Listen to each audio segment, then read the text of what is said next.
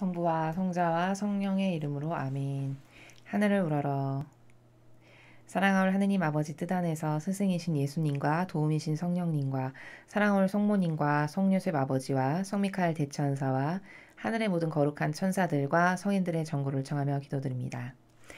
아버지, 드디어 고대하고 고대하던 예수님의 부활이 이제 다가왔습니다. 먼저 그 상처받으신 아버지 마음에 유일무이한 위로를 드린 예수님의 이 영적인 승리에 아버지 먼저 축하드립니다. 또 그 예수님의 고통에 완전히 하나 되시고 용해되셔서 한마음 한뜻으로 본질의 나라에서 고통을 나누어 짊어지고 묵묵히 아버지의 그 고통에 많은 위로와 입맞춤을 드리고 또 함께 승리하신 성모님의 그 목까지도 아버지께 모두 다 돌려드리며 아버지 축하드립니다. 그 두 분의 하나 되신 나라에서 아버지를 사랑하는 그 마음 때문에 인류를 위한 모든 희생과 배상과 보속의 그 모든 고통들이 이제 아름다운 빛으로 승화되었습니다. 아버지, 악으로 넘쳐나는 이 마지막 시대에 저희 사명은 예수님과 어머니의 정신세계와도 같이 그 두 분의 정신세계에 똑같이 용해되어 마지막 시대에 아무도 위로해드리지 않는 아버지 마음을 위로해드리며 마침내 이 선과 악의 전쟁에서 아버지의 뜻이 승리하실 그 선의 주도적인 세력으로서 악과 맞서 당당히 싸우는 그런 전사들이 되는 것이 저희 사명의 목표고 또 저희 사명에 함께하는 모든 이들의 갈망입니다. 아버지, 위로 받으시옵소서. 저희는 한없이 부족하지만 저희의 의지까지도 부족하진 않습니다. 저희는 한없이 미약하고 나약하며 부족하고 역겨움 가득한 존재이지만 저희의 진실된 마음까지 부족하진 않습니다. 이 저희의 올바른 의지와 진실된 마음과 오로지 아버지께만 드리고 싶은 그 사랑, 이 모든 것을 이 뜻깊은 부활절에 아버지께 새롭게 다시금 창조하여 바쳐드리길 원하오니 아버지 너그러이 받아주시옵소서. 또한 아버지, 너무나도 안타깝지만 이 인류의 70억 인구 모든 아버지의 자녀들 중에 이 진리를 알기를 갈망하고 혹은 깨닫거나 이 아름다운 세계에서 살기를 원하는 그런 자녀들이 정말 극소수에 불과합니다. 저희 사명이 전하는 이 메시지가 전 인류에 하루빨리 퍼져나가게 하셔서 아버지께서 그토록 사랑하시는 자녀들 많은 사람들이 이 진리의 말씀을 듣고 정말 철저하고 절절하게 회개하고 뉘우치고 돌아와 마치 돌아온 탕자와도 같이 아버지께 다시 기쁨을 드리는 존재들로 회복될 수 있도록 다시 창조되고 태어날 수 있는 기회를 그들 모두에게 주시기를 저 또한 갈망으로 청원드리고 기도드립니다. 이 모든 기도 우리 주 그리스도를 통하여 비나이다. 아멘. 성부와 성자와 성령의 이름으로 아멘. 안녕하십니까? 하나님의 뜻 선교의 윤피아 수녀입니다. 오늘은 2020년 4월 11일 토요일 파스카 성야 제1부 말씀 해설을 시작하도록 하겠습니다. 아시다시피 이 파스카 성야는 부활절 미사로 대체가 되고 있고요. 그리고 총 7개의 독서와 1개의 복음으로 구성이 되어 있습니다. 너무 많아서 여러분께서 힘드실 것 같아서 저는 7개 독서 전부 그리고 복음까지 총 8개를 해설하겠습니다. 그렇지만 들으시는 분들을 위해서 1부, 2부로 나눠서 1부에는 전반부의 1독서부터 4독서까지 해설을 하고요. 2부는 4독서부터 7독서 그리고 복음 이렇게 총 4개, 4개씩 나누어서 1, 2부로 나누어서 여러분께 이 아버지께서 주신 귀한 말씀을 해설하도록 하겠습니다. 여러분 먼저 아버지 뜻 안에서 부활을 축하드립니다. 그리고 지난 40일 동안 사순절 동안 많은 희생과 고통을 자원하여서 여러분께서 아버지께 드리셨다면 그 어느 때보다도 기쁨이 크실 것입니다. 왜냐하면 마치 이런 거죠. 학생이 학교를 가야 되는데 자기가 방학 동안 숙제하고 이런 게 많아요. 거두어 놓은 소출의 산물이 많아요. 그럼 학교 가는 걸음이 굉장히 발걸음이 가볍고 기쁘죠. 마치 그런 것과도 같은 겁니다. 초등학생이 자기가 숙제도 완벽하게 다 했고 해야 할 바를 다 해서 선생님께 보여드릴 게 많고 이러면 학교 가는 것이 즐거운 것과 똑같이, 이를테면 또 비유가 뭐 적합진 약간 않을 수도 있겠지만요. 그런 것처럼 이런 고통과 희생의 사랑의 열매를 아버지께 많이 드린다는 것은 마치 그런 단순한 어린아이가 아버지께 많은 기쁨의 선물을 드리는 그런 나라와도 같은 겁니다. 그래서 지난 사순 시기 동안 여러분께서 한 알 한 알 한 알 아버지께 드린 많은 고통과 희생의 땀방울과 눈물의 기도들이 있다면 여러분 그것을 기뻐하십시오. 그리고 이제부터는 오늘부터 이제 부활 축일의 축제가 시작됩니다. 이 부활 동안에는 어떤 마음과 정신세계에서 여러분께서 지내셔야 되냐면, 사수는 고통과 희생을 열심히 끌어안고 갈망하고 사랑해서 내가 예수님과 어머니의 고통을 어떻게 해서든지 조금이라도 좀 나도 덜어내야지, 이런 정신세계에서 살아가는 게 올바른 자세고요. 부활은 새로 태어나는 거예요. 영적인 의미에서는 예수님께서 부활하셨다라는 사건은 그 사건의 의미가 굉장히 중요한 의미인데요. 그것은 제가 따로 녹화를 해서 저희 채널에 올렸습니다. 부활 사건이 왜 우리가 기뻐해야 되고 왜 감사드려야 되며 하느님의 예수님의 그 부활이 우리와 무슨 관계성이 있는 건가, 이것에 대해서 여러분이 먼저 배경 지식으로 아셔야 할 필요가 있어서 그것을 먼저 녹화를 했습니다. 그것을 먼저 보시기 바랍니다. 그래서 이제 이 부활 사건은 새로 태어난 거예요. 영적으로 새로 태어났고 새롭게 창조된 겁니다. 영혼이. 그래서 매일매일 어떤 마음으로 이 부활 주간을 여러분이 지내셔야 되냐면, 아버지 오늘도 저는 아버지 뜻 안에서 예수님과 어머니의 정신세계로 새로 태어납니다. 이 부활의 기쁨은 저의 정신이 새로 태어나는 것에 있습니다. 그래서 육적이거나 인간적인 것에서 완전히 자유로운 자유인이 되는 것. 그래서 아버지께 기쁨만을 드릴 수 있는 존재가 되고 본연의 제 자신을 찾는 것. 이것이 부활의 참된 의미라는 것을 여러분이 아시고, 이제 오늘부터는 매일 그런 정신의 세계에서 여러분을 하느님께 내어드리고 의탁드리면서 매일 새로워지기를 갈망하십시오. 부활은 창조되는 것이며 새롭게 태어나는 것이다 라는 이 기본적인 간단한 신적인 의미를 이해하시면서, 또 제가 계속 앞으로도 말씀드리는 그 나라에서 여러분께서 신적인 신앙 생활을 하시면 좋겠습니다. 자, 그럼 이제 4월 11일 토요일 파스카 성야 일부 해설을 시작하도록 하겠습니다. 2020년 4월 11일 토요일 파스카 성야 제1부 말씀 해설을 시작하겠습니다. 제1독서 창세기 1장 1절에서 2장 2절까지의 말씀입니다. 한 처음에 하느님께서 하늘과 땅을 창조하셨다. 땅은 아직 꼴을 갖추지 못하고 비어 있었는데 어둠이 시면을 덮고 하느님의 영이 그 물 위를 감돌고 있었다. 하느님께서 말씀하시기를 빛이 생겨라 하시자 빛이 생겼다. 하느님께서 보시니 그 빛이 좋았다. 하느님께서는 빛과 어둠을 가르시어 빛을 낮이라 부르시고 어둠을 밤이라 부르셨다. 저녁이 되고 아침이 되니 첫날이 지났다. 하느님께서 말씀하셨다. 물 한가운데에 궁창이 생겨 물과 물 사이를 갈라놓아라. 하느님께서 이렇게 궁창을 만들어 궁창 아래에 있는 물과 궁창 위에 있는 물을 가르시자 그대로 되었다. 하느님께서는 궁창을 하늘이라 부르셨다. 저녁이 되고 아침이 되니 이튿날이 지났다. 하느님께서 말씀하시기를 하늘 아래 있는 물은 한 곳으로 모여 묻이 드러나라 하시자 그대로 되었다. 하느님께서는 묻을 땅이라 물이 모인 곳을 바다라 부르셨다. 하느님께서 보시니 좋았다.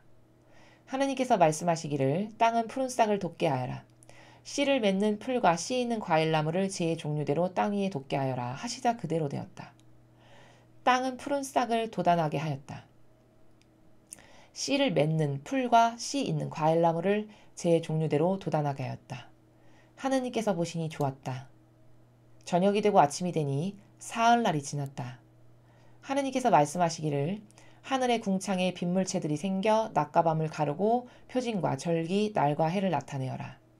그리고 하늘의 궁창에서 땅을 비추는 빗물체들이 되어라 하시자 그대로 되었다. 하느님께서 큰 빗물체 2개를 만드시어 그 가운데서 큰 빗물체는 낮을 다스리고 작은 빗물체는 밤을 다스리게 하셨다. 그리고 별들도 만드셨다. 하느님께서 이것들을 하늘 궁창에 두시어 땅을 비추게 하시고 낮과 밤을 다스리며 빛과 어둠을 가르게 하셨다. 하느님께서 보시니 좋았다. 저녁이 되고 아침이 되니 나흘 날이 지났다. 하느님께서 말씀하셨다. 물에는 생물이 우글거리고 새들은 땅 위 하늘 궁창 아래를 날아다녀라. 이렇게 하느님께서는 큰 용들과 물에서 우글거리며 움직이는 온갖 생물들을 제 종류대로 또 날아다니는 온갖 새들을 제 종류대로 창조하셨다. 하느님께서 보시니 좋았다. 하느님께서 이들에게 복을 내리며 말씀하셨다. 번식하고 번성하여 바닷물을 가득 채워라. 새들도 땅 위에서 번성하여라. 저녁이 되고 아침이 되니 닷새 날이 지났다. 하느님께서 말씀하시기를 땅은 생물을 제 종류대로 곧 집짐승과 기어다니는 것과 들짐승을 제 종류대로 내어라 하시자 그대로 되었다. 하느님께서는 이렇게 들짐승을 제 종류대로 집짐승을 제 종류대로 땅바닥을 기어다니는 온갖 것을 제 종류대로 만드셨다. 하느님께서 보시니 좋았다. 하느님께서 말씀하셨다. 우리와 비슷하게 우리 모습으로 사람을 만들자. 그래서 그가 바다의 물고기와 하늘의 새와 집짐승과 온갖 들짐승과 땅을 기어다니는 온갖 것을 다스리게 하자. 하느님께서는 이렇게 주님의 모습으로 사람을 창조하셨다. 하느님의 모습으로 사람을 창조하시되 남자와 여자로 그들을 창조하셨다. 하느님께서 그들에게 복을 내리며 말씀하셨다. 자식을 많이 낳고 번성하여 땅을 가득 채우고 지배하여라. 그리고 바다의 물고기와 하늘의 새와 땅을 기어다니는 온갖 생물을 다스려라. 하느님께서 말씀하시기를 이제 내가 온 땅 위에서 씨를 맺는 모든 풀과 씨 있는 모든 과일나무를 너희에게 준다.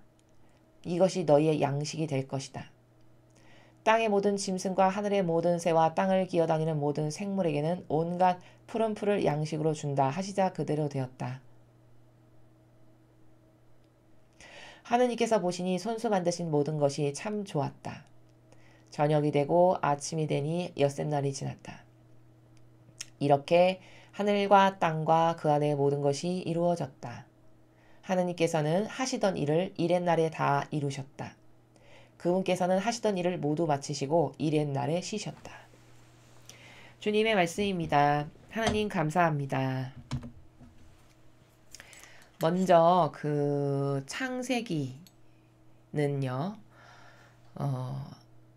하느님 다스림의 모든 원리들이 집약되어 있는 말씀이다 라고 보시면 관점이 맞습니다. 그러니까 보통 창세기를 대하는 정신의 세계는 원리를 발견하는 책, 원리를 발견하는 말씀 이렇게 이해하시면 된다는 이야기를 제가 드리는 겁니다. 먼저 지금 이렛날에 쉬셨다 하셨잖아요. 그러니까 창조라는 것이 7일 안에 다 완성이 됐어요. 하느님께서 온 인류를 만드신 창조를 보면 7일 안에 완성이 됐단 말이죠. 이래서 7은 신적 나라의 의미에서 봤을 때 완전수라고 우리가 부릅니다. 완전수. 완벽한 수라는 뜻이에요. 하느님께서 창조를 완벽하게 이루신 이 숫자라고 해서 우리는 신적 의미에서 7을 대할 때 완전수. 그 완전수는 어떤 의미냐면요. 부족함이라고는 요만큼도 없는 수가 완전수예요. 그게 신적 의미에서의 7이 가지고 있는 의미라는 겁니다. 왜? 이렛날에 모든 것을 완벽하게 완성하셨기 때문이다 라는 거예요. 이것을 뭐 그냥 간단한 개념으로 여러분께서 이해하시면 되고, 오늘 여기서 발견해야 될 원리는 이런 거예요. 하느님께서 지금 오늘 창조의 원리를 우리는 이 창세기 1독서에서 배울 수가 있는데요. 무슨 말이냐? 지금 하느님께서 일주일 동안 하루마다 창조하신 이 내용을 보면 점점 어떻게 되는 것을 발견할 수 있죠? 점점 창조가 업그레이드 되는 것을 볼 수 있어요. 그래서 가장 고등동물인 인간을 제일 마지막 날에 만드셨어요. 그렇죠? 그러니까 하느님의 창조의 법칙의 원리는 점점 업그레이드 된다는 거예요. 시간이 지나면 지날수록. 자, 그럼 이게 어떻게 딱딱 들어맞나 제가 입증을 해볼게요. 이 단순히 일주일 안에만 창조가 업그레이드 돼서 마지막 날에 가장 훌륭한 만물의 영장이라고 일컫는 인간이 창조된 요거 하나만으로 이 창조의 원리를 입증할 수 있는 게 아니라, 보십시오. 구약의 시대가 있었죠. 그리고 신약의 시대가 있었습니다. 이제 신약의 시대의 막바지에 이르렀고 우리는 새로운 성화의 시대를 맞이하고 있어요. 자, 구약 시대와 신약시대와 성화의 시대 어떻습니까? 시간이 지나면 지날수록 영적 세계가 점점 발전한다는 것을 여러분 아실 수 있죠. 구약시대는 하느님께서 예언자들을 통해서 다스리실 수밖에 없는 영적인 환경의 수준의 시대였어요. 근데 신약이 딱 도래하니까 예수 그리스도가 오셨죠. 그래서 예수님께서는 과거 구약시대는 들어본 적도 없고 본 적도 없고 감히 상상해 본 적도 없는 하느님의 나라에 대해서 막 가르쳐 주세요. 말씀하시고. 그쵸? 엄청난 업그레이드된 발전이죠. 그리고 그 신약의 시대가 지나갔어요. 예수님께서 돌아가셨죠. 돌아가신 지 이제 무려 2000년이 지났어요. 그래서 우리는 성화의 시대를 도래하고 있는 그런 나라에서 지금 살고 있어요. 자, 그럼 이 성화 시대는 또 어떤 시대냐면요. 여러분이 어떤 정신세계에서 사느냐에 따라서 여러분 마음과 정신 안에 예수님이나 성모님이 직접 사실 수 있는 이런 엄청난 시대의 나라예요. 이 성화의 시대라는 것은. 그래서 말 그대로 성화, 거룩할 성, 될 화, 거룩하게 각 인간 개개인마다 거룩하게 될 수 있는 시대다라는 거예요. 그럼 거룩하게 된다는 건 어떻게 거룩하게 되냐? 인간은 절대 거룩하게 될 수 없다고 제가 말씀드렸습니다. 인간은 그 어떤 인간도 거룩해질 수 있는 인간은 단 한 명도 지구상에 없어요. 인간이 거룩해질 수 있는 방법은 유일하게 딱 하나예요. 어떻게 하면 거룩해질 수 있냐? 하나님의 뜻과 완전히 하나 된 인간만 그분의 그 거룩함에 그 공유의 나라에서 그분과 하나 될 때만이 그 은총의 빛으로 거룩해질 수 있어요. 인간 자체가 거룩한 게 아니라. 이런 시대를 도래하고 바라보는 게 성화의 시대예요. 그럼 여러분, 하느님의 창조의 원리가 점점 시간이 지나면 지날수록 업그레이드고 발전된다는 걸 눈으로 확인하실 수 있죠. 얼마든지 논리적으로. 자, 이건 너무나도 맞는 것이 여러분 과학기술도 보십시오. 과거 구약시대의 과학기술과 예수님이 사셨던 신약시대의 과학기술과 지금 현재의 과학기술을 생각해 보세요. 얼마나 현격한 차이로 발전을 이루고 있나. 이건 인간이 잘나서 점점 똑똑해져서 그게 아니에요. 이건 하느님의 그 법칙에 의해서 오늘 이 창세기에 나오는 하나님의 그 다스림에 의해서 온 인류가 그렇게 다스려지고 있는 하나의 다양한 표본들 중에 하나라는 거예요. 과학기술도 영적인 것도 시대의 발전도 다 아버지의 창조의 원리가 이렇게 시간이 지나면 지날수록 창조의 원리는 업그레이드 된다라는 이 원리 때문에 인간 세계에 휩싸고 있는 우리를 감싸고 있는 모든 것이 다 그렇게 시간이 지나면 지날수록 업그레이드 되고 발전되는 것이다. 이게 오늘 우리가 일독서에서 배워야 될 중요한 창조의 원리입니다. 그리고 또 이것도 하나 배울 수 있어요. 지금 창조하시는 아버지가 창조하시는 과정을 보면 처음엔 큰 덩어리부터 나누시죠. 낮과 밤, 뭐 이렇게, 그쵸? 그 다음 뭐 궁창. 이렇게 큰 덩어리를 나누시는 것부터 시작을 하셔서 점점 어떻게 되고 있죠? 디테일하고 작아지고 섬세해지고 있어요. 창조의 원리가. 그렇죠? 그렇기 때문에 하나님의 창조의 법칙의 원리는 오늘 여기서 배울 수 있는 것은 첫째, 시간이 지나면 지날수록 아버지의 창조의 원리는 점점 업그레이드 된다. 라는 것. 둘째, 시간이 지나면 지날수록 큰 덩어리들에서 점점 작고 섬세하고 디테일한 나라의 창조 쪽으로 가고 계신다라는 것. 이것을 발견할 수 있죠. 자, 그럼 여기서 우리가 객관화를 시켜야 되는 것은 그럼 이렇게 업그레이드 되는데 인간의 반향은 그 창조의 업그레이드에 비춰봤을 때 어떻게 반향해야 되냐는 거죠. 요것을 우리가 고찰해 봐야 되는 거예요. 이렇게 하나님의 다스림의 법칙의 원리는 반복적이고 영속적인 가운데 업그레이드가 시간이 지나면 지날수록 되고 있고 시간이 지나면 지날수록 창조가 어떻게 되고 있냐? 점점 더 섬세하고 디테일하게 창조가 되어져 가고 있음을 우리는 오늘 이 전체 7일 동안에 아버지께서 창조하신 그 원리를 통해서 발견할 수 있잖아요. 그럼 그것에 걸맞는 인간의 반향이 있어야 되겠죠. 아버지는 창조를 이렇게 확 이렇게 하시는데 인간의 반향은 맨날 여기서 똑같이 반향을 한다? 그럼 이것은 아버지의 그 창조의 원리에 인간이 올바르게 반영을 하지 못하고 있는 거예요. 그러니까 이런 업그레이드는 인간이 반향도 똑같이 업그레이드가 되어야 된다라는 점에서 우리가 잘 명심해야 된다라는 겁니다. 그 계시록에 보면 요한 사도가 본 환시 중에 주춧돌이 성전을 보았는데 주춧돌이 있었고 성전에 담장이 있었고 본 건물은 없었다고 했어요. 그 본 건물이 지어지는 시대가 지금 마지막 시대예요. 성화의 시대. 그럼 그 창조의 원리가 얼마나 딱딱 들어맞습니까? 큰 것에서 작은 것으로 섬세하고 디테일하게 이어져 가며 동시적으로 또 점점 업그레이드가 되어가고 있다라는 것을 이 요한 사도가 본 성전의 주춧돌, 듬성듬성 있었던 주춧돌, 그 다음에 조금 더 섬세하고 디테일해진 그 담장, 그리고 더 디테일해지고 더 업그레이드된 성전의 몸통, 그 성전의 몸, 본 건물. 이렇게 정확하게 일치하는 게 성전의 그 성경에 나와 있는 아버지의 이 다스림의 원리를 똑바로 이해하고 받아들일 수 있으면 나머지 성경도 이해하기가 쉬운 게 뭐냐면 아버지의 그 원리를 여러분이 아시기 때문에 계시록의 이 원리도 너무 쉬운 거예요. 처음에는 주춧돌의 그 12지파의 이름이 3지파씩 쓰여 있었다라고 되어 있잖아요. 처음 시대에는 그렇게 주춧돌만 놓을 수밖에 없는 그런 시대의 창조였던 거예요. 근데 시간이 지나면서 더 섬세하고 디테일해지면서 더 업그레이드가 되니까 뭘까요? 저 핵심부에 가까워지는 담장이 되는 거죠. 그래서 그 담장에 12사도의 이름이 다 3명씩 적혀 있었다라는 거잖아요. 그리고 더 디테일하고 섬세해지면서 업그레이드가 되니까 뭘까요? 핵심부인 성전의 건물이 지어져야 되는 시대인데 그 건물은 보지 못했다라고 사도 요한이 전하는 바로 그 시대를 지금 우리가 살아가고 있다는 거예요.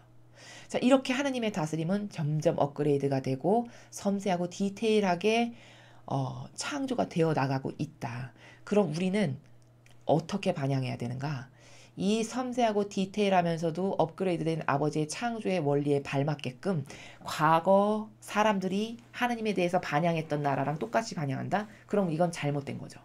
이건 하나님의 그 다스림에 걸맞지 않고 못 미치는 반영을 함으로써 과거 사람은 그 정도 반영했으면 천상에 갈 수 있을지 모르겠지만 우리는 그렇게 반영해서는 천상의 나라에 들어가지 못하는 게 공정한 거예요. 왜?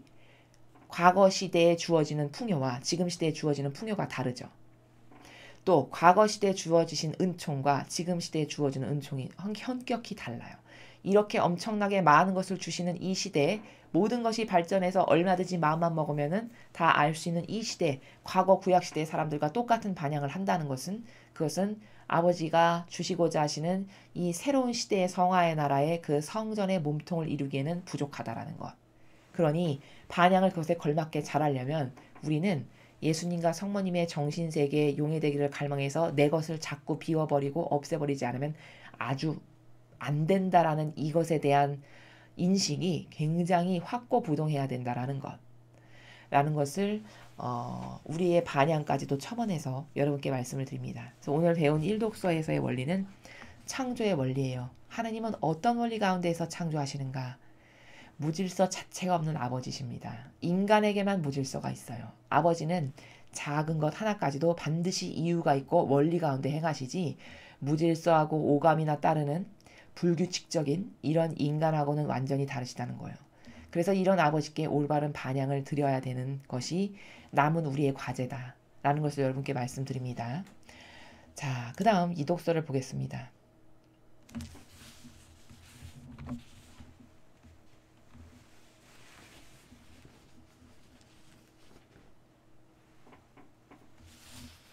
제 이 독서 창세기 22장 1절에서 18절까지 말씀입니다.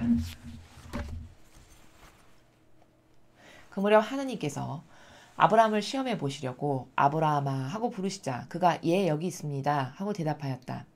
그분께서 말씀하셨다. 너의 아들 네가 사랑하는 외아들 이삭을 데리고 모리아 땅으로 가거라.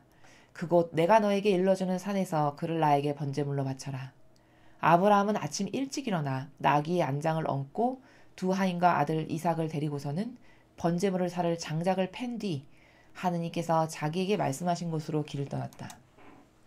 사흘째 되는 날에 아브라함이 눈을 들자 멀리 있는 그곳을 볼 수 있었다. 아브라함이 하인들에게 말하였다. 너희는 나귀와 함께 여기 머물러 있어라. 나와 이 아이는 저리로 가서 경배하고 너희에게 돌아오겠다. 그러고 나서 아브라함은 번제물을 살 장작을 가져다 아들 이삭에게 지우고 자기는 손에 불과 칼을 들었다. 그렇게 둘은 함께 걸어갔다. 이삭이 아버지 아브라함에게 아버지 하고 부르자 그가 얘야 왜 그러느냐 하고 대답하였다. 이삭이 불과 장작은 여기 있는데 번제물로 바칠 양은 어디 있습니까? 하고 묻자 아브라함이 얘야 번제물로 바칠 양은 하느님께서 손수 마련하실 거란다 하고 대답하였다. 둘은 계속 함께 걸어갔다. 그들이 하느님께서 아브라함에게 말씀하신 곳에 다다르자 아브라함은 그곳에 제단을 쌓고 장작을 얹어 놓았다. 그러고 나서 아들 이삭을 묶어 제단 장작 위에 올려놓았다. 아브라함이 손을 뻗쳐 칼을 잡고 자기 아들을 죽이려 하였다. 그때 주님의 천사가 하늘에서 아브라함아 아브라함아 하고 그를 불렀다. 그가 예 여기 있습니다 하고 대답하자 천사가 말하였다. 그 아이에게 손대지 마라. 그에게 아무 해도 입히지 마라. 네가 너의 아들 너의 외아들까지 나를 위하여 아끼지 않았으니 네가 하느님을 경외하는 줄을 이제 내가 알았다. 아브라함이 눈을 들어보니 덤불에 뿔이 걸린 순양 한 마리가 있었다. 아브라함은 가서 그 순양을 끌어와 아들 대신 번제물로 바쳤다. 아브라함은 그곳의 이름을 야훼 이레라 하였다. 그래서 오늘도 사람들은 주님의 산에서 마련된다고들 한다. 주님의 천사가 하늘에서 두 번째로 아브라함을 불러 말하였다. 나는 나 자신을 걸고 맹세한다. 주님의 말씀이다. 네가 이 일을 하였으니 곧 너의 아들 너의 외아들까지 아끼지 않았으니 나는 너에게 한껏 복을 내리고 네 후손이 하늘의 별처럼 바닷가의 모래처럼 한껏 번성하게 해주겠다. 너의 후손은 원수들의 성문을 차지할 것이다. 네가 나에게 순종하였으니 세상의 모든 민족들이 너의 후손을 통하여 복을 받을 것이다. 주님의 말씀입니다. 하느님 감사합니다.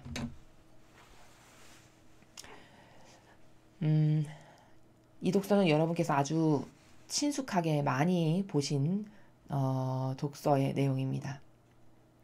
우리가 여기서 하나 발견해야 할 것은 하느님께서 반기시는 것은 무엇인가 라는 거예요. 하느님은 무엇을 원하시고 좋아하시는가? 그것은 한 사람의 진정성이라는 거죠. 진정성. 진정성? 진정성이라는 단어를 모르는 사람은 없죠. 그러나 그 진실된 진정한 마음을 사실적으로 구현해서 표현하고 그 열매를 입증해서 보여줄 수 있는 사람은 그렇게 많지 않죠. 입으로는 누구나 다 할 수 있는 거죠. 세상 사람이 제일 잘하는 게 입으로 하는 거잖아요. 그러나 하느님께서는 그렇게 대강대강 무엇을 받으시는 그런 분이 아니세요. 자, 오늘 이 일이 왜 있는 것인가? 아브라함에게 하느님은 통상 어떤 축복을 주시려면은 시험을 하십니다. 그 시험을 하셔서 그 시험을 통과해서 올바른 반향을 한 그 영혼에게 그때 그 축복이 내려요. 인간은 얼마나 대충이고 웃기는 존재냐면 예를 들어 내가 기업의 회장 CEO다. 그럼 내 아들이 누가 봐도 자격이 안 되고 정말 부족하고 질이 떨어지는데도 불구하고 내 아들이라는 이유로 그냥 상속을 하고 모든 것을 주죠. 이게 인간의 사고방식의 나라예요. 그 아들에게 주면 이 사업체가 오래가지 못하고 망할 걸 알지만 그럼에도 불구하고 내 아들에게 상속합니다. 이게 인간이에요. 근데 하느님은 절대 그렇게 안 하세요. 하느님은 이래서 인간하고 다른 거예요. 그 나라는 천상의 나라는 이렇게 대충 혹은 내 정서나 내 감정을 따르는 이래서 구부리고 타협하는 이런 나라가 아니에요. 이래서 인간은 하느님을 잘 알 수가 없고요. 깨닫기가 그토록 어려운 것이고 이 나라에서 반향을 해야만 복을 받을 수 있는데 자신의 정서가 그렇게 올바르지 않기 때문에 하느님이 주시는 복을 받기가 참 어려운 거예요. 자, 오늘 하느님은 무엇을 하나 검증하기를 원하셨냐면 아브라함을 통해서 이렇게 후손을 많이 넓히고 축복하고 이런 걸 해주고 싶으신데 공짜로 해줄 수가 없는 게 이 나라라고 지금 설명드렸죠.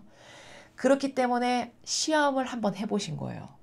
얘가 나를 얼마나 사랑하는가. 이 아브라함의 진정성 하나를 검증하기를 원하셨어요. 그래서 시험을 하신 거죠.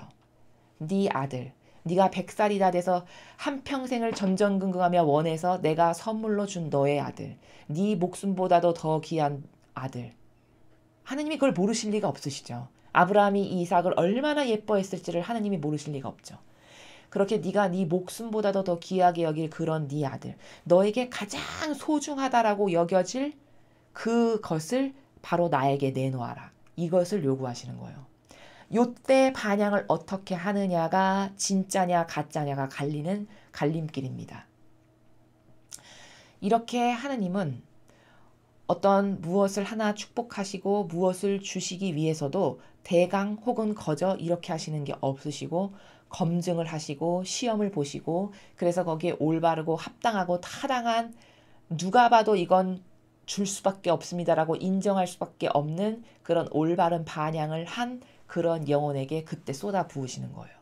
자, 이건 아브라함 말고도 여러분 욥을 보세요. 욥기를 보면 욥이 그렇게 하느님께 충직하고 한평생 올바르게 반향하는 사람이었잖아요.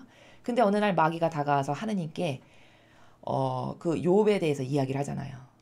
내 아들 욥은 잘 지내느냐? 아버지가 이렇게 하시니까. 아니, 아버지가 이렇게 울타리 삼아서 맨날 이렇게 보호해 주시고 가려주시는데 못 살 사람이 어디 있습니까? 이렇게 비아냥거리죠, 마귀가. 하나님이 곰곰이 생각해 보시니까 아마 아버지가 이렇게 그런 거 울타리 걷어내시고 걔한테 맨날 고통이나 주고 그러면 걔도 아버지 배신할걸요. 이제 이렇게 와서 이제 하느님 대전 앞에 와서 마귀가 이렇게 나불나불 얘기를 하는 거예요. 그러니까 아버지가 곰곰이 생각해 보시니까 한번 검증을 해 보셔야 되겠다는. 그래? 네가 그렇게 말한단 말이지. 내 아들은 절대 그럴 리가 없는데 네가 그렇게 말하니 한번 시험을 해봐야 되겠다. 해서 욥에게 이제 시험이 들어가기 시작하잖아요.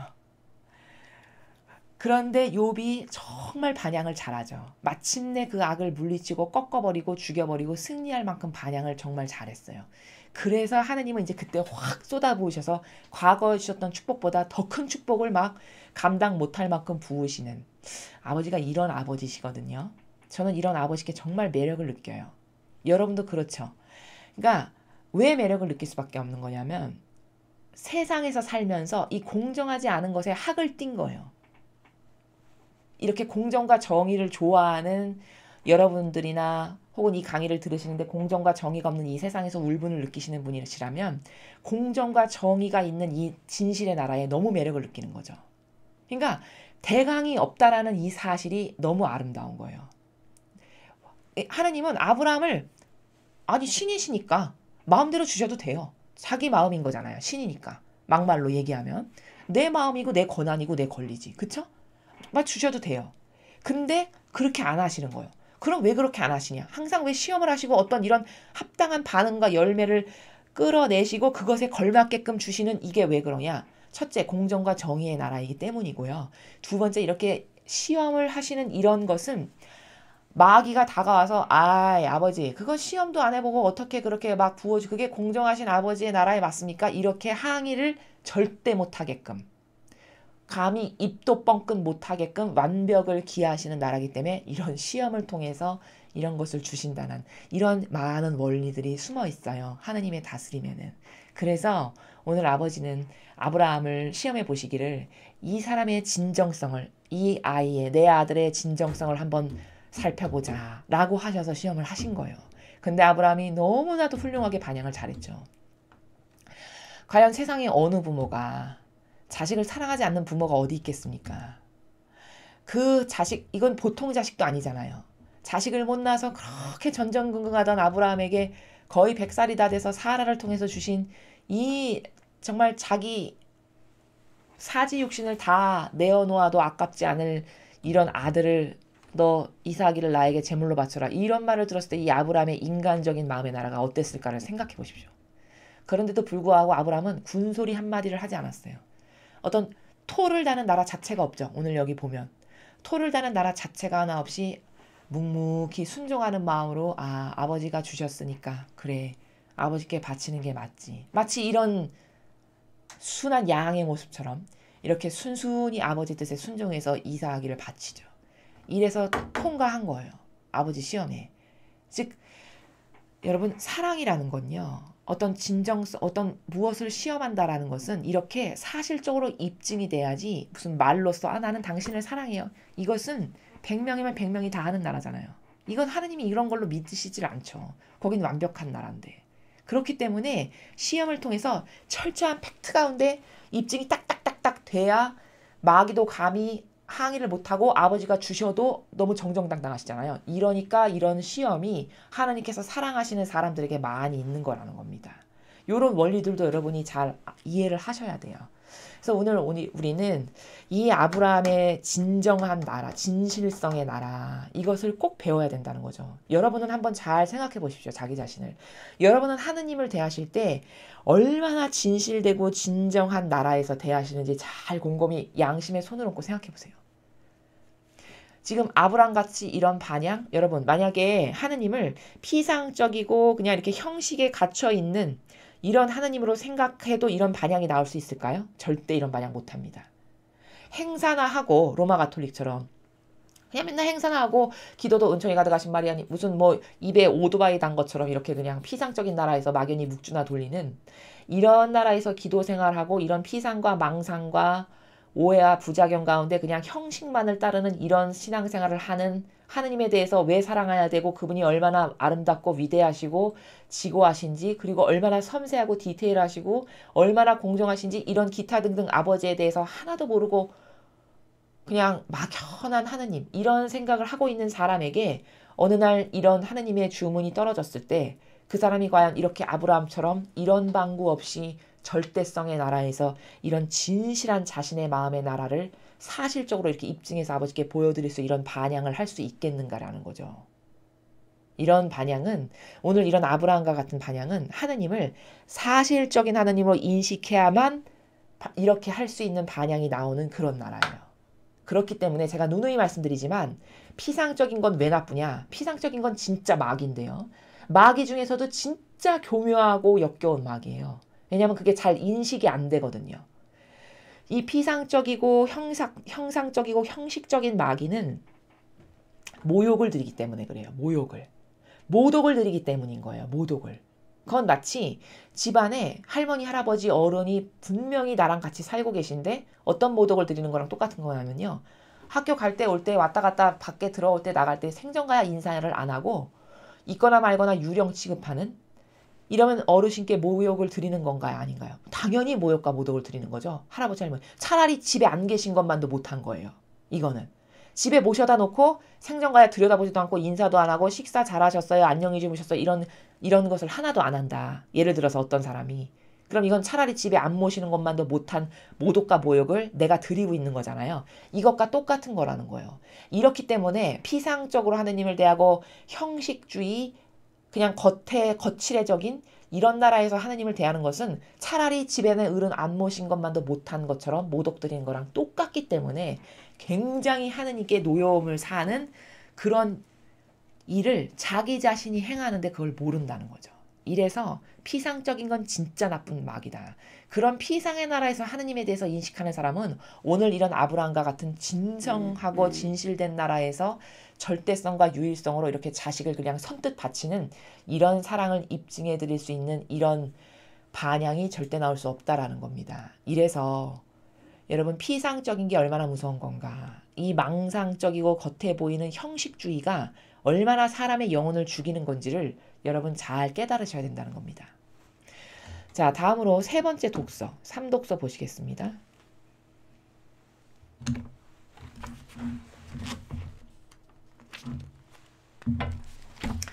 제3독서 탈출기 14장 15절에서 15장 1절까지 말씀입니다. 그 무렵 주님께서 모세에게 말씀하셨다. 너는 어찌하여 나에게 부르짖느냐? 이스라엘 자손들에게 앞으로 나아가라고 일러라. 너는 네 지팡이를 들고 바다 위로 손을 뻗어 바다를 가르고서는 이스라엘 자손들이 바다 가운데로 마른 땅을 걸어 들어가게 하여라. 나는 이집트인들의 마음을 완고하게 하여 너희를 뒤따라 들어가게 하겠다. 그런 다음 나는 파라오와 그의 모든 군대, 그의 병거와 기병들을 쳐서 나의 영광을 드러내겠다. 내가 파라오와 그의 병거와 기병들을 쳐서 나의 영광을 드러내면 이집트인들은 내가 주님임을 알게 될 것이다. 이스라엘 군대 앞에 서서 나아가던 하나님의 천사가 자리를 옮겨 그들 뒤로 갔다. 구름 기둥도 그들 앞에서 자리를 옮겨 그들 뒤로 가섰다. 그리하여 그것은 이집트 군대와 이스라엘 군대 사이에 자리 잡게 되었다. 그러자 그 구름이 한쪽은 어둡게 하고 다른 쪽은 밤을 밝혀주었다. 그래서 밤새도록 아무도 이쪽에서 저쪽으로 다가갈 수 없었다. 모세가 바다 위로 손을 뻗었다. 주님께서는 밤새도록 거센 샛바람으로 바닷물을 밀어내시어 바다를 마른 땅으로 만드셨다. 그리하여 바닷물이 갈라지자 이스라엘 자손들이 바다 가운데로 마른 땅을 걸어 들어갔다. 물은 그들 좌우에서 벽이 되어 주었다. 뒤이어 이집트인들이 쫓아왔다. 파라오의 모든 말과 병거와 기병들이 그들을 따라 바다 한가운데로 들어갔다. 새벽녘에 주님께서 불기둥과 구름기둥에서 이집트 군대를 내려다보시고 이집트 군대를 혼란에 빠뜨리셨다. 그리고 그분께서는 이집트 병거들의 바퀴를 움직이지 못하게 하시어 병거를 몰기 어렵게 만드셨다. 그러자 이집트인들이 이스라엘을 피해 달아나자 주님이 그들을 위해서 이집트와 싸우신다 하고 말하였다. 주님께서 모세에게 말씀하셨다. 바다 위로 손을 뻗어 이집트인들과 그들의 병거와 기병들 위로 물이 되돌아오게 하여라. 모세가 바다 위로 손을 뻗었다. 날이 새자 물이 제 자리로 되돌아왔다. 그래서 도망치던 이집트인들이 물과 맞닥뜨리게 되었다. 주님께서는 이집트인들을 바다 한가운데로 쳐넣으셨다. 물이 되돌아와서 이스라엘 자손들을 따라 바다로 들어선 파라오의 모든 군대의 병거와 기병들을 덮쳐버렸다. 그들 가운데 한 사람도 살아남지 못하였다. 그러나 이스라엘 자손들은 바다 가운데로 마른 땅을 걸어갔다. 물은 그들 좌우에서 벽이 되어 주었다. 그날 주님께서는 이렇게 이스라엘을 이집트인들의 손에서 구해주셨고 이스라엘은 바닷가에 죽어있는 이집트인들을 보게 되었다. 이렇게 이스라엘은 주님께서 이집트인들에게 행사하신 큰 권능을 보았다. 그리하여 백성은 주님을 경외하고 주님과 그분의 종 모세를 믿게 되었다. 그때 모세와 이스라엘 자손들이 주님께 이 노래를 불렀다. 자, 이렇게 하고 이제 뒤에 화답송이 나오는 겁니다. 삼독서는 여기까지입니다. 자, 오늘 우리가 지금 보시는 이 삼독서에서 알아야 될 내용은 이거예요. 자, 여러분, 이스라엘 백성이 하느님의 자녀들이잖아요. 그럼 이 이집트, 지금 여기 이스라엘 백성들을 계속 추격해서 오는 이집트인들은 하느님의 백성이 아닌가요? 하느님의 피조물이 아닌가요? 이집트인들 하느님의 피조물이죠. 그쵸? 그러니까 다 하느님의 자식들이에요. 근데 왜 누구는 구해주시고 왜 누구는 죽여버리시는가? 이걸 궁금하지 않으십니까, 여러분? 그쵸? 아니, 똑같은 하느님의 자식이잖아요. 다 하느님의 말씀에 의해서 창조된 하느님의 자녀들이란 말이죠. 근데 누구는 끌어내고 살리시고 구하시고 젖과 꿀이 흐르는 땅으로 인도하길 원하시고 왜 누구는 쳐버리시고 죽여버리시고 가로막으시는가? 라는 거죠. 도대체 무슨 기준인가라는 거예요. 자, 이것은 사랑에는 이렇게 경계가 존재한다는 거예요, 여러분. 제가 이 사랑에 대해서 앞선 많은 강의들에서 말씀을 드렸기 때문에 중복되는 것은 다 그냥 저의 앞선 모든 강의들을 여러분께서 보셨다라고 생각을 하고 가정을 하고 말씀드리면 사랑의 날에는 이렇게 분명히 다 경계가 존재합니다. 그래서 하나 되었는가 과연 하느님과 하나 되었는가가 기준이에요.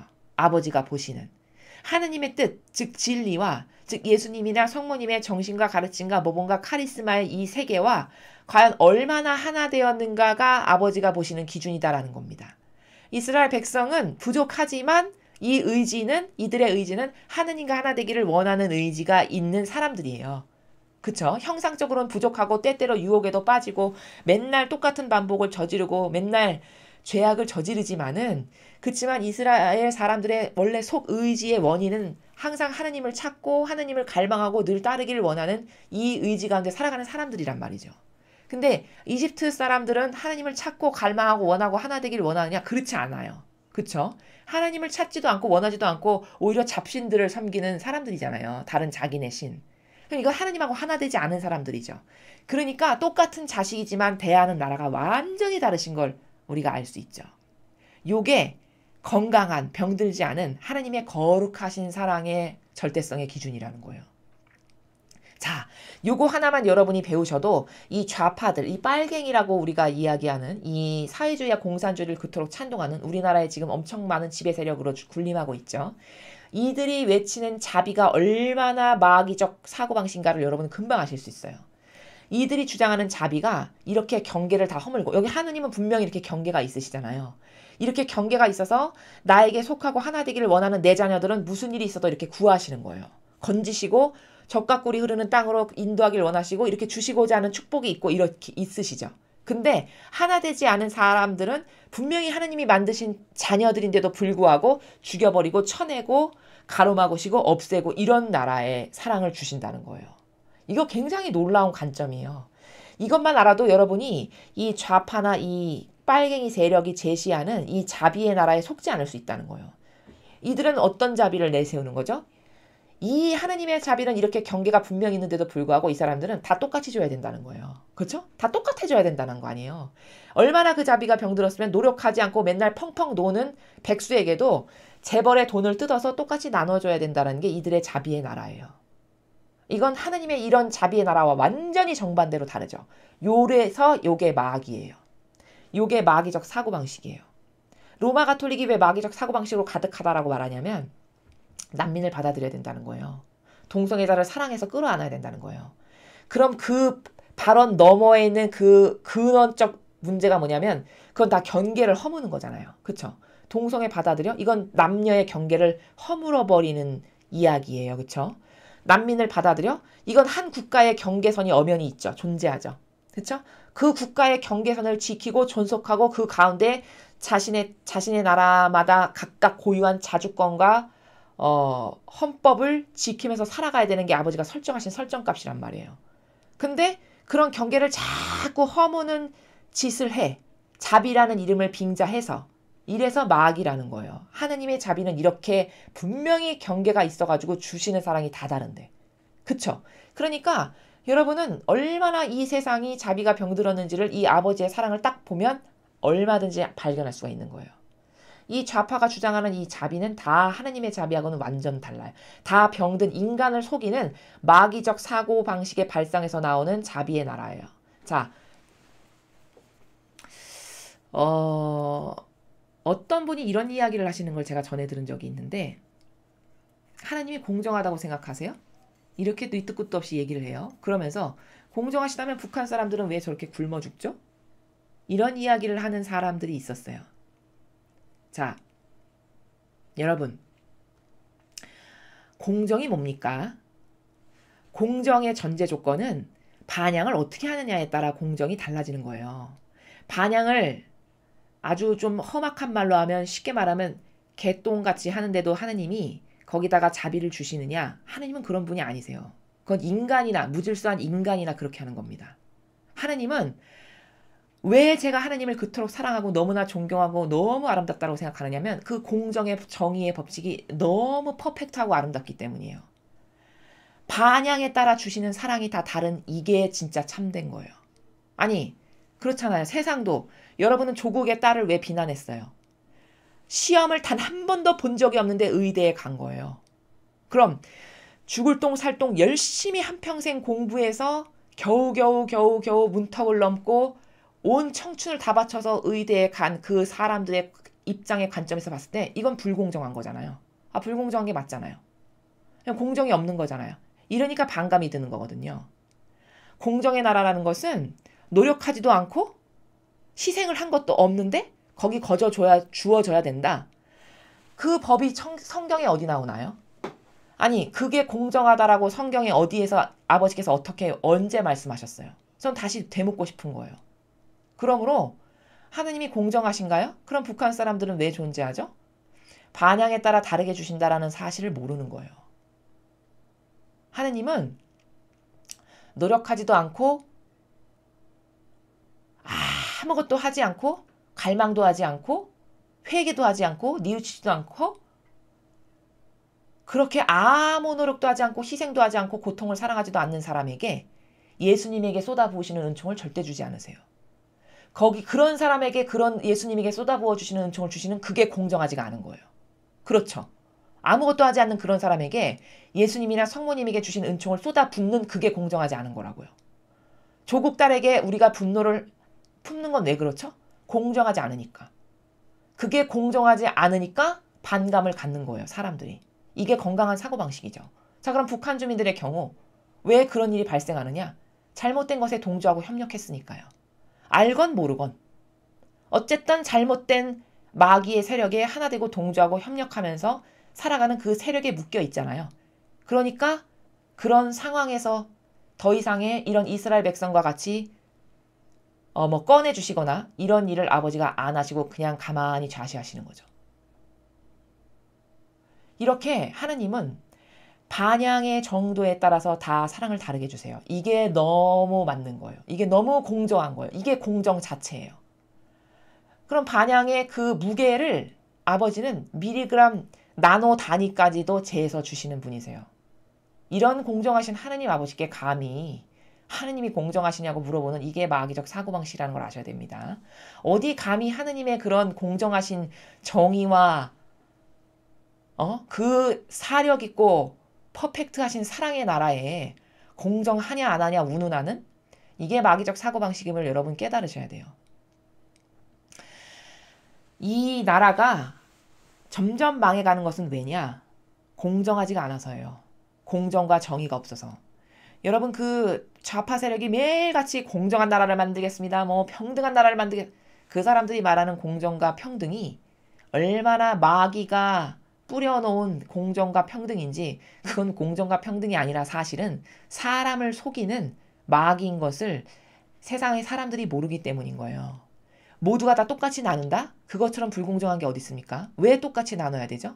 노력하는 바가 다르고 반향하는 바가 다르고 깨닫는 바가 다르고 갈망하는 바가 다른데 왜 똑같이 나눠야 됩니까? 그게 불공정한 거죠.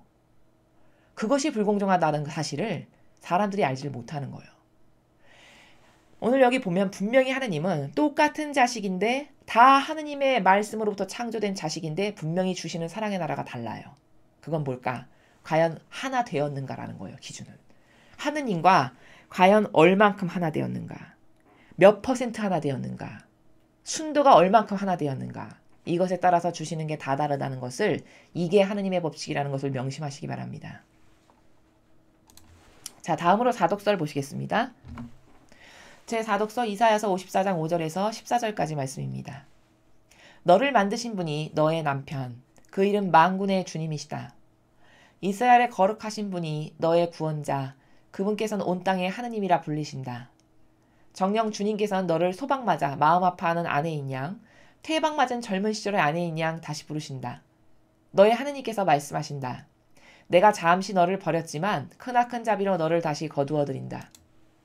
분노가 북받쳐 내 얼굴을 잠시 너에게서 감추었지만 영원한 자애로 너를 가엾이 여긴다. 내 구원자이신 주님께서 말씀하신다. 이는 나에게 노아의 때와 같다.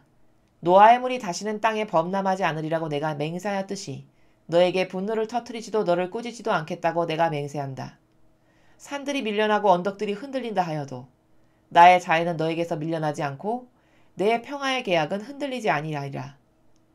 너를 가엾이 여기시는 주님께서 말씀하신다. 너 가련한 여인아, 광풍에 시달려도 위로받지 못한 여인아, 보라, 내가 성류석을 너의 주춧돌로 놓고 청옥으로 너의 기초를 세우리라. 너의 성과 키들을 홍옥으로, 너의 대문들을 수정으로, 너의 성벽을 모두 보석으로 만들리라. 너의 아들들은 모두 주님의 제자가 되리라. 또 네 아들들의 평화가 넘치리라. 너는 의로움으로 굳건히 세워지고 압박에서 풀려나리니 네가 두려워할 일이 없으리라. 또 공포에서 풀려나리니 그것이 너에게 닥쳐오지 아니하리라. 주님의 말씀입니다. 하느님 감사합니다.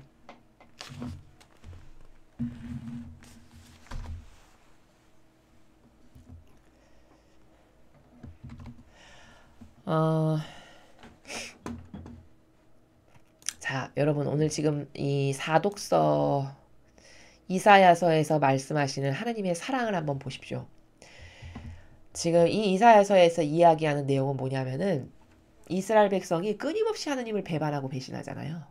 그분의 지고하신 사랑에 그저 매일같이 모욕과 배응망등만을 드리는 존재들이에요. 이스라엘 백성의 수준이.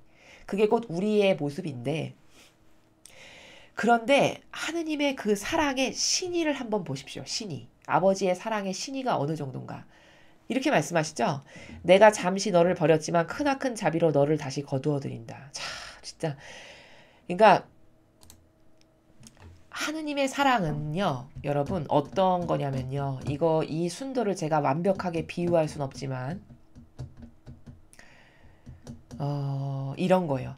한번 성성을 걸어서 말씀으로 뱉으신 어떤 내가 너를 이렇게 받아들여야 되겠다라고 설정하신 나라가 있어요. 예를 들어서 내가 너를 이렇게 한다. 너를 내 자녀로 받아들인다. 너에게 이런 사랑을 준다. 예를 들어서 그렇게 어떤 한 번 품어 안으셨다. 아버지께서. 그럼 아버지는 이게 잘못할 때 벌을 주고 징계는 하실지언정 이 사람을 버리지는 않으신다는 거예요. 하느님의 사랑이. 오늘 그 나라에 대해서 구구절절히 말씀하시는 거예요. 분노가 북받쳐 내 얼굴을 잠시 너에게서 감췄지만 영원한 자애로 너를 가엾이 여긴다. 이렇게 말씀하시죠.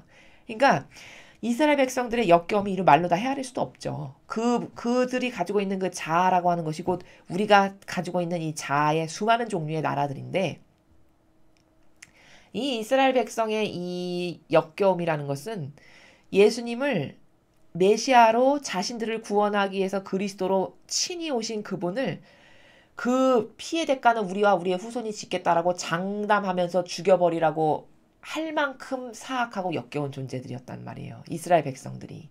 그들이 가진 속성이.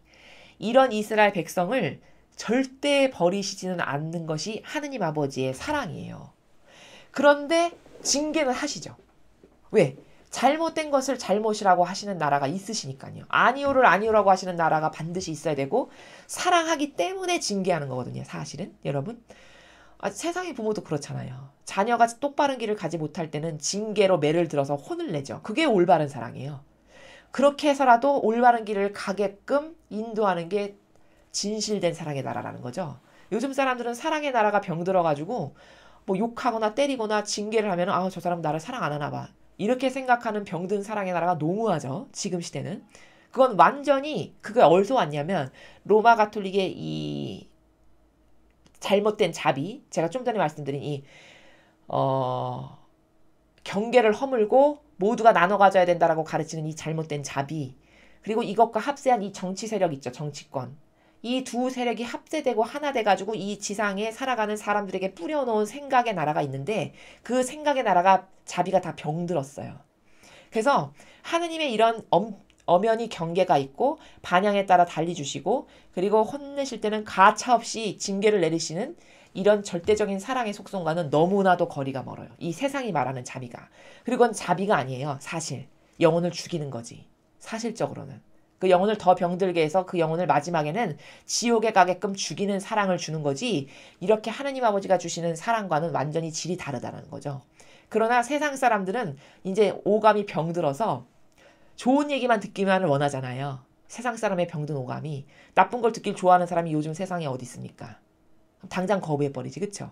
근데 쓴 그 말을 새기고 깊이 들어서 자신을 바꾸는 사람이 훌륭한 사람인데 지금 세상의 사람들은 대부분이 쓴 말을 하면 자기도 부족한데 남에게 왜 충고하지? 이런 완전히 이상한 병든 세계에서 그걸 받아들여요. 그래가지고 듣기를 거부하죠. 그럼 어떻게 될까요? 그 잘못된 점을 평생 못 고치겠죠. 그럼 그렇게 살다가 그냥 지옥의 자식이 되게끔 만드는 게 이 교회와 세상의 정치권이 함께 손잡고 짜놓은 자비라는 병든 나라의 프레임이라는 거예요. 근데 아버지는 절대 그런 병든 사랑을 주시지 않아요. 아버지는 얼마나 예와 아니오가 명확하시냐면 한 번 받아들인 걸 절대로 버리지 않으신다는 거예요. 그걸 성경에 어디서 확인할 수 있냐? 나는 삭은 갈대 하나도 으스러져서 그게 없어지길 원치 않으신대요. 이게 뭐냐? 일단 받아들였어. 그럼 그게 끝까지 회개하고 돌아올 때까지 기다리고 인내하시는 사랑이에요. 그걸 버리지 않으시고. 이게 그 나라입니다. 오늘 여기도 같은 나라의 말씀이시죠. 근데 인간은 어쩌죠? 그렇게 자비한 척, 착한 척, 온갖 착한 척은 다 하잖아요. 뭐 나눠야 되고, 부자가 가난한 사람을 도와야 되니까 나눠야 되고, 난민을 받아들여야 되고, 뭐 동성애자를 끌어안아야 되고, 엄청 착한 것 같잖아요. 그럼 진짜 착하냐? 진짜 착한지 한번 펼쳐볼까요? 진짜 착한 건 어떤 게 진짜 착한 거죠? 아버지처럼 이렇게 최악의 순간까지도 버리지는 않는 이게 진짜 착한 거죠. 착한 게 아니라 이건 선량한 거예요. 영적 단어로 말하면. 여러분, 착한 거는 막입니다. 제가 단도직입적으로 말하지만. 왜냐? 이 마지막 시대는 다 착한 걸로 사람을 속이거든요. 그렇기 때문에 착한 거 이코로 막이라고 보시면 돼요. 하느님은 선량하다 이렇게 말씀하세요. 이게 선량하신 아버지의 사랑의 나라예요. 혼낼 땐 가차없이 혼내는 한이 있더라도 그것을 끝까지 버리지는 않으시는, 이게 위대하신 아버지의 사랑이에요. 근데 인간은 어떤가 볼까요? 그렇게 착한 척 온갖 코스프레 다 하잖아요. 난민 끌어안아야 되고 뭐 동성애자 사랑해야 되고 나눠야 되고 이런 가난한 사람 노동자 보호해야 되고 엄청 착해 보이잖아요. 자, 그럼 진짜 선량한 건 뭐라고 그랬죠? 마지막까지 달라질 기회를 버리지 않고 끝까지 인내하면서 기다려주는 것. 그리고 그 영혼을 버리지 않는 것. 이게 진짜 선량한 거라고 했잖아요. 여러분, 세상 사람이 그렇게 선량합니까? 절대 아니죠. 왜 아니냐고요? 결혼을 했어요. 근데 좀 몇 년 살다 보니까 기호가 맞지 않고 뭐 어떤 것들이 점점 식상해져요. 그럼 어떻게 하죠? 아, 우리는 좋은 친구가 되기로, 좋은 친구로 남기로 했어요. 이러고 확 이혼해버리죠. 여러분, 이게 사랑입니까? 이렇게 어떤 경우에 있어도 버리지 않으시는 이 아버지의 사랑과 같은가요? 다른가요? 이건 완전히 정반대죠. 근데 그런 사람들이 밖에 나가서는 난민 받아들여야 된다라고 주장하고 동성애자를 끌어안아야 된다라고 이야기하고 와, 정말 이 재벌은 못됐다고 나눠야지 가난한 사람하고 이걸 주장한다면 이게 얼마나 코미디입니까? 그쵸? 그러면서 자기는 기후에 안 맞고 뭐가 안 맞아서 버리기를 그냥 순식간에 버리는 이런 짓을 자행하면서도 밖에 나가서 외치기는 온갖 착한 척은 다 하는 코스프레로 말을 한다면 이게 얼마나 역겨운 것인지를 깨달아야 된다는 거예요. 진짜 선량한 건 뭐냐? 이렇게 아버지처럼 꾸짖고 잘못해서 때리고 징계하고 벌을 하더라도 그래도 끝끝내 버리지는 않고 가엾이 여기셔서 포기하지는 않으시는, 이게 진짜 사랑이라는 거예요. 아버지는 지금 그런 사랑의 나라를 이 이스라엘 백성들에게 말씀하시는 거예요. 너를 가엾이 여기시는 주님께서 말씀하신다. 이렇게 얘기하시잖아요. 여기 보세요. 10절. 산들이 밀려나고 언덕들이 흔들린다 하여도 나의 자애는 너에게서 밀려나지 않고 내 평화의 계약은 흔들리지 아니하리라. 이게 뭘까요? 네가 그렇게 감히 상상할 수 없는 나에게 침을 뱉고 모욕을 주고 모독을 주고 십자가에 못 박으라고 하고 나를 죽여버리는 죄악을 저질렀다 해도 그래도 내가 너를 완전히 버리거나 포기하지는 않는다. 이게 하느님 아버지의 사랑의 나라예요. 얼마나 정말 대단하신 사랑의 나라입니까? 인간이 이런 사랑의 나라가 있습니까? 끝까지 포기하지 않고 버리지 않는? 그러면서 온갖 착한 척은 다 하는 그것이 얼마나 역겨운 겁니까? 뭐 말끝마다 나눠야 되고 뭐 노동자가 가난하면 뭐 노동자를 뭐 돌봐야 되고 도롱뇽을 뭐 살려야 되고. 여러분, 진짜 선량한 거는 그런 겉에 보이는 코스프레와 말에 있는 게 아니라 그의 진실된 마음의 정직성의 나라가 신을 지킬 줄 아냐는 거예요. 한 번 결정한 것에 대해서 신의를 지키고 버리지 않는가? 이게 진실된 사랑의 나라라는 겁니다. 마음에 손을 얹고 양심을 가지고 좀 생각해 보십시오. 맨날 착한 척하면서 입에 코스프레 달고 살지 말고 나에게 진짜 이런 하느님을 닮은 이런 경계가 명확하고 뚜렷하고 끝끝내 인내하고 버리지 않는 이런 선량한 사랑의 나라의 마음이 있는가. 이것이 없는데 착한 척한다면 그것은 하나님께 역겨운 존재로 낙인 찍히는 길입니다. 그것을 명심하시고 어떤 게 진짜 선인지 똑바로 분별해서 아버지 눈에 나지 않으려면 올바른 참된 진실된 사랑의 나라를, 이 하느님 아버지가 가지고 계신 이런 사랑의 나라를 자신의 것으로 만드시기 바랍니다.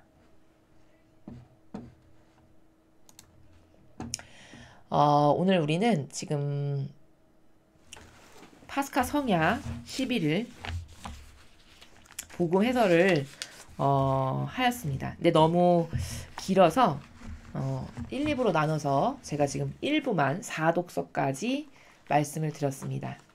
나머지 부분은 또 2부에서 부활 파스카 성야 11일 복음 해설을 이어서 하도록 하겠습니다. 감사합니다.